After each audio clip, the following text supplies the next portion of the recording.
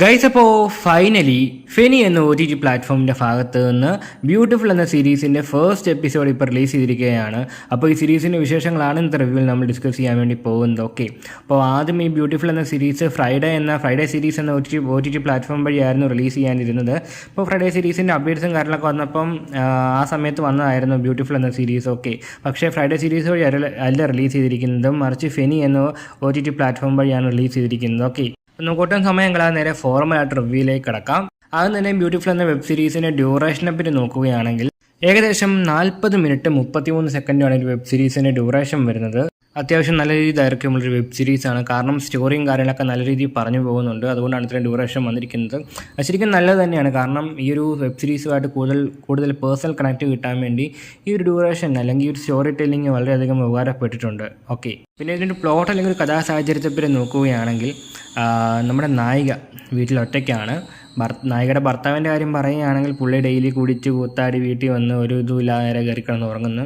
പുള്ളിക്ക് ഭാര്യയുടെ വലിയ താല്പര്യമൊന്നുമില്ല. പുള്ളിയായി കുടിയായി അങ്ങനെ പോവുകയാണ്.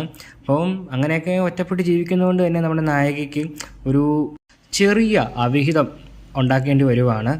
അങ്ങനെ ഇരിക്കും ഒരു ദിവസം നമ്മുടെ നായിക തൻ്റെ കാമുകനോട് ചാറ്റ് ചെയ്തുകൊണ്ടിരിക്കുമ്പോഴത്തേനും നമ്മുടെ ഭർത്താവ് പതിവ് പോലെ കുടിച്ച് വീട്ടിൽ കയറി വന്ന് നേരെ കയറിക്കയറുന്നങ്ങ് ഉറങ്ങുവാണ്.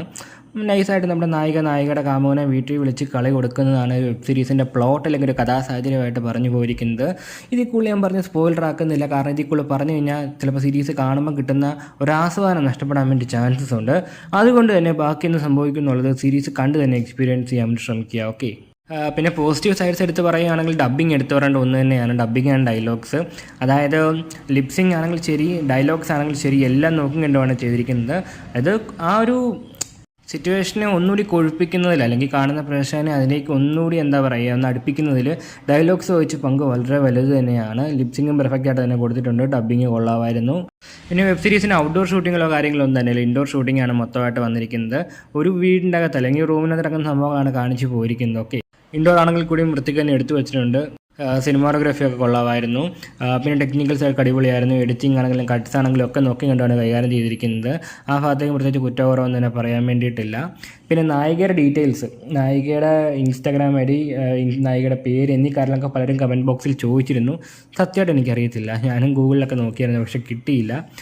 അപ്പോൾ ഇതിനു മുമ്പ് വേറെ വെബ് സീരീസുകളൊന്നും കണ്ടിട്ടുമില്ല. നിങ്ങൾക്ക് ആർക്കെങ്കിലും അറിയാമെങ്കിൽ ഉറപ്പായിട്ടും കമൻറ്റ് ബോക്സ് വഴിപ്പെടുത്താൻ ശ്രമിക്കുക. ഇതിനു മുമ്പും പല വെബ് സീരീസുകളിലും കാസ്റ്റ് ആംഗർ ഡീറ്റെയിൽസ്, ഇൻസ്റ്റയുടെ സംഭവങ്ങളൊക്കെ ഇതിന് ഓരോ സബ്സ്ക്രൈബേഴ്സ് കമൻറ്റ് ബോക്സിൽ പറഞ്ഞതനുസരിച്ചാണ് കണ്ടുപിടിച്ചിരിക്കുന്നത്. ഓക്കെ, ആർക്കെങ്കിലും അറിയാമെങ്കിൽ അത് വളരെയധികം ഹെൽപ്ഫുൾ ആയിരിക്കും കമൻറ്റ് ചെയ്യുകയാണെങ്കിൽ.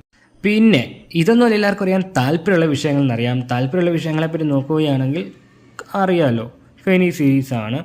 എല്ലാം ഡീറ്റെയിൽ ആയിട്ട് നല്ല മുറക്കി കാണിച്ചു പോകുന്നുണ്ട്. കാണിക്കുന്ന കാര്യത്തിൽ ഒരു മടിയും കാണിച്ചിട്ടില്ല. ഈ കൈ പൊത്തി പിടിക്കുക, മൂടുക, മറയ്ക്കുക, അങ്ങനെ സംഭവങ്ങളൊന്നുമില്ല. എന്തൊക്കെ എവിടെയൊക്കെ എങ്ങനെയൊക്കെ കാണണോ അതൊക്കെ അതിൻ്റെ മുറയ്ക്ക് തന്നെ കാണിച്ചു പോകുന്നുണ്ട്. ഓക്കെ, ക്ലോസപ്പ് ഷോട്ട്സൊക്കെ ഇഷ്ടം പോലെ വരുന്നുണ്ട്. പിന്നെ പൊസിഷൻസ് ഒരു 2-3 ടൈപ്പ് മാറി ട്രൈ ചെയ്തിട്ടുണ്ട്.